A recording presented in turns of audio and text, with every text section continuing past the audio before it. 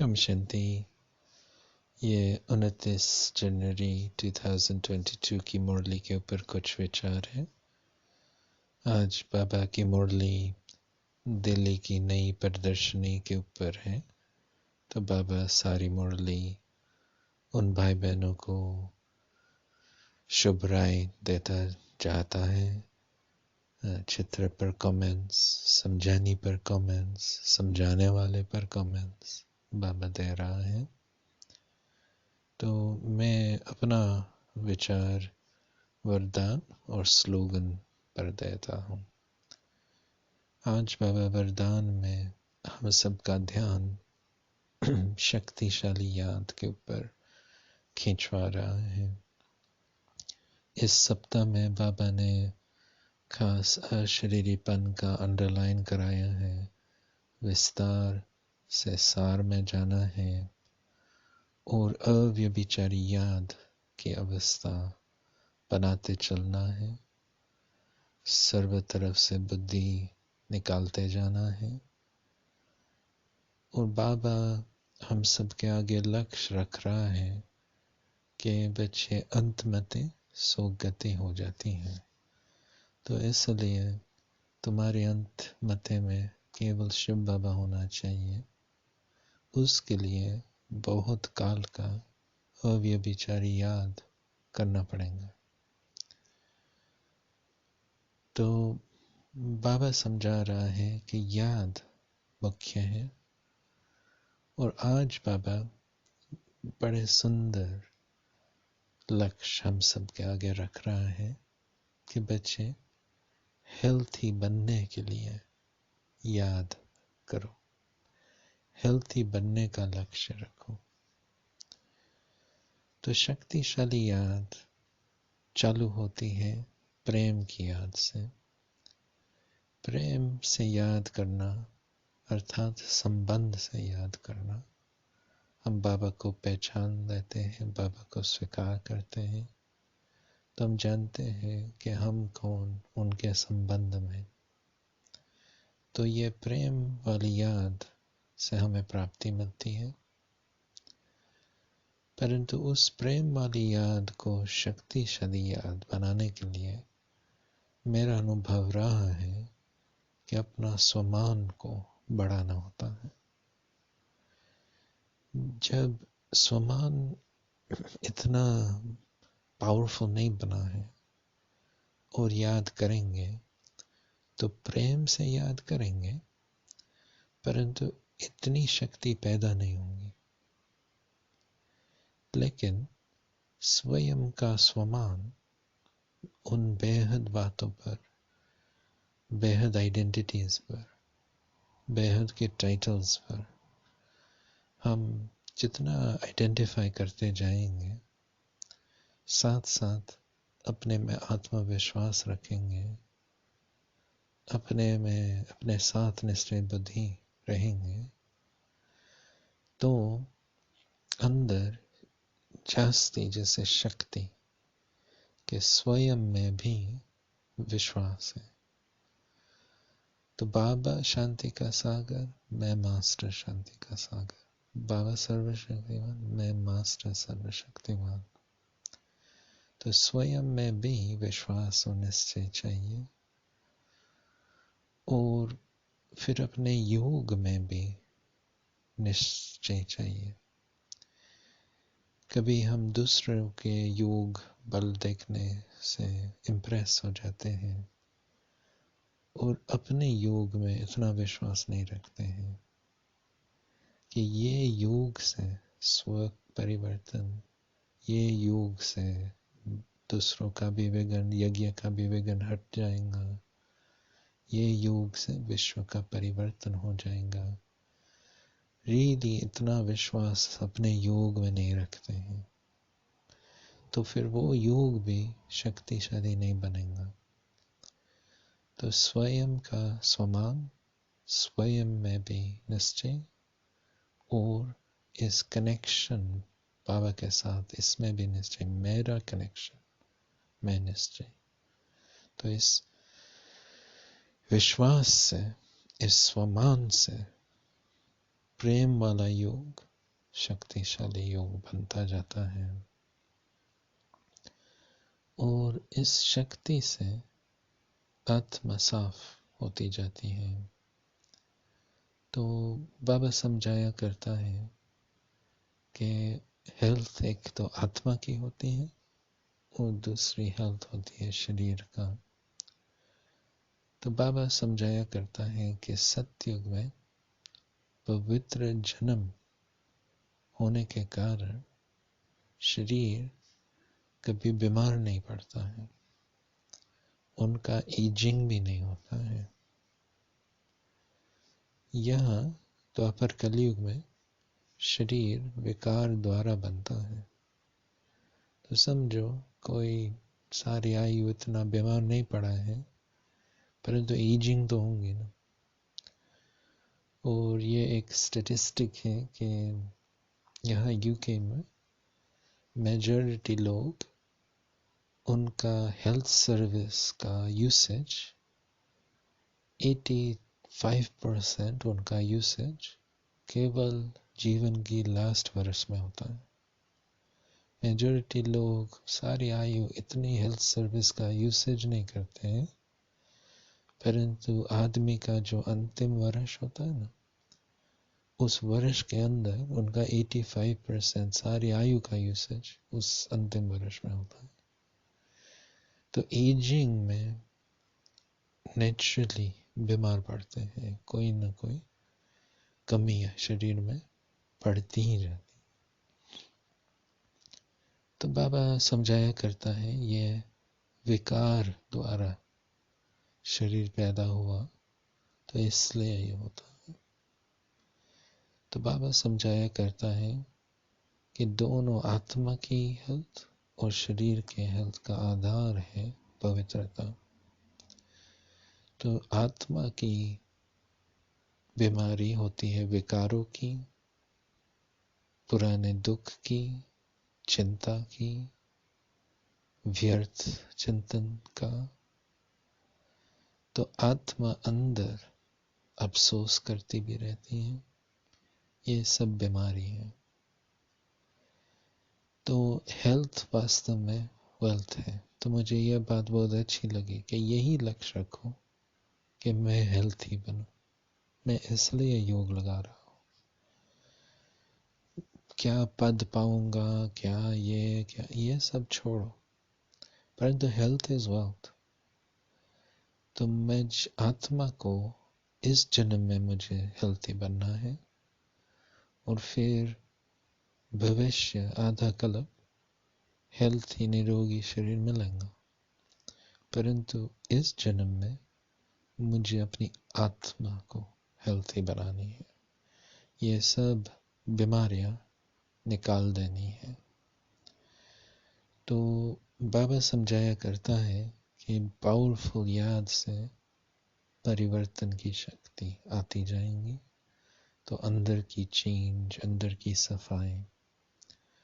और 1-2 सप्ताह पहले ये मुरली चली थी कि खुशी खुराक है। तो दूसरे जो प्राप्ति होती है शक्तिशाली याद की, वो है खुशी और हल्कापन। और ये आत्मा की तंदुरुस्ती के लिए बहुत इम्पोर्टेंट है। बचपन से खुशी तो चाहिए ना।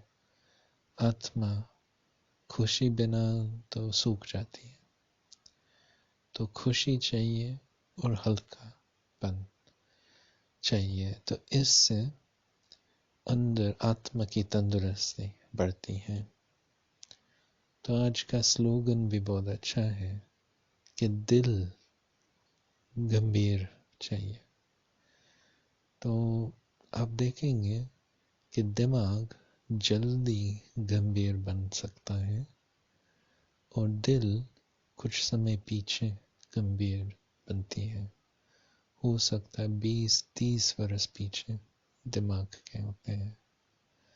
हम दिमाग में जानते हैं कि ये गंभीरता है, मुझे ऐसे करना है, परंतु दिल की जो फीलिंग्स है वो जैसे इमेच्योर छोटे बच्चे जैसे ईर्ष्या वाली, फरियाद वाली, कंपैरिजन वाली, उदास चित, ऐसे ऐसे होती ही रहती है। जानते हैं दिमाग में कि ज्ञानी तो आत्मा है, जानते तो है, तो दिल बहुत समय पीछे गंभीर बनती है। तो इसलिए शक्तिशाली याद से दिल भी गंभीर बनता है। तो दिल में समाने की शक्ति, सहन शक्ति, क्षमा करने की शक्ति, यह सब शक्तिशाली याद से दिल में भी बढ़ता जाता है। Om Shanti. Om Shanti. These are some thoughts on the Murli of the 29th of January 2022. Today Baba is spending the whole Murli commenting on a new exhibition that was created for service in Delhi. So I don't have that much to say. You'll hear yourself how Baba's commenting on the different pictures and giving advice how to explain them. And also who should be explaining. Nowadays Baba's children are very clever in explaining, but in those days there were variable levels of understanding and also literacy, so Baba was being cautious there as well. So you'll hear all of that. I'll focus just a few comments on the blessing and the slogan. In today's blessing, Baba is guiding us towards powerful remembrance. This whole week Baba's been saying to us that you've got to build your bodiless stage. You've got to develop unadulterated remembrance.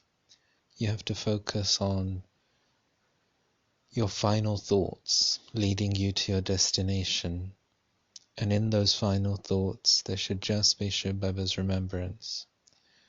For that to happen, you're going to need to develop your stage of constant remembrance over a long period of time. And one of the things that we have to develop is moving from loving remembrance to powerful remembrance. And in loving remembrance, we are remembering Baba in the form of a relationship, but not necessarily feeling our own self-respect.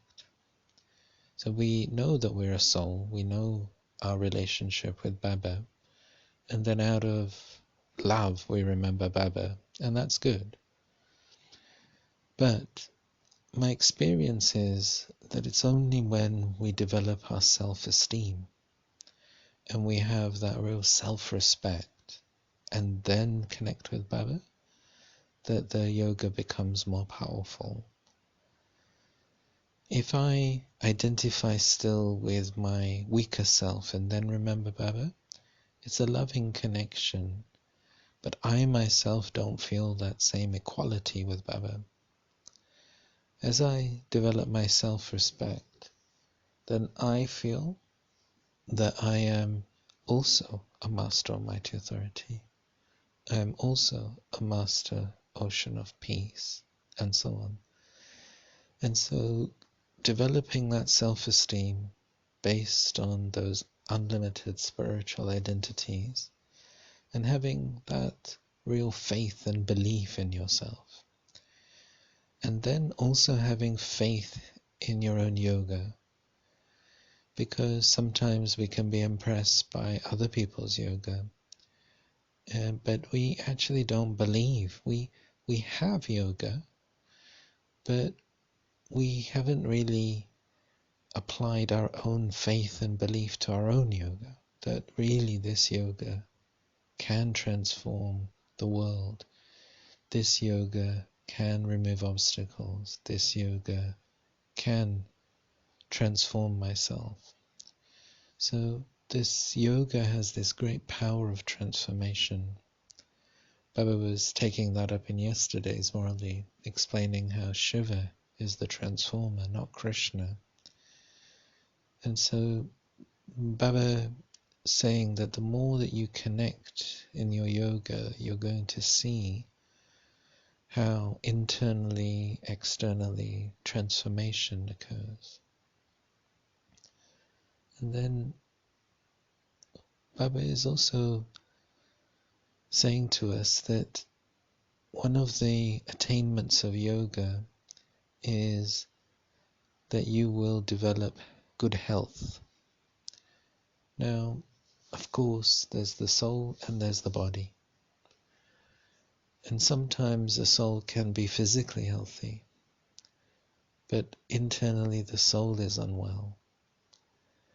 And what Baba means by that is the illness of the vices, the illness of worry, the illness of regrets, the illness of past sorrows, the illness of waste. And all of these illnesses, they eat away at the soul. They reduce the power of the soul. And then you have the illnesses of the body. A body created through vice degenerates. And so even if a person hasn't been that unwell for most of their life, as they get older, it's just inevitable that there's a deterioration. And ultimately, in old age, there will be various illnesses that come up.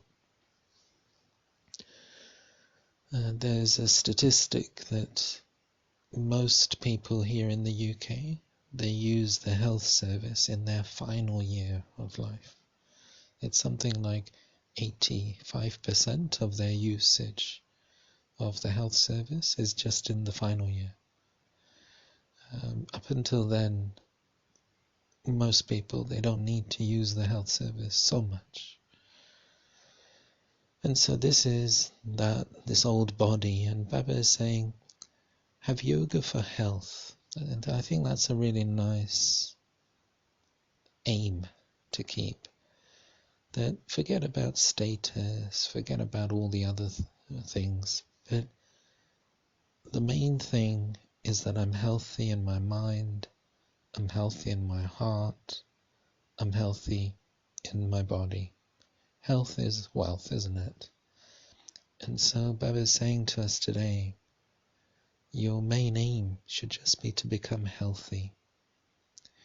And that health begins now in the soul. And then it will also be in the body for a full half cycle. Your body won't degenerate. It won't fall ill. And Baba explains that's all to do with purity. Because you have a virgin birth, your body doesn't degenerate.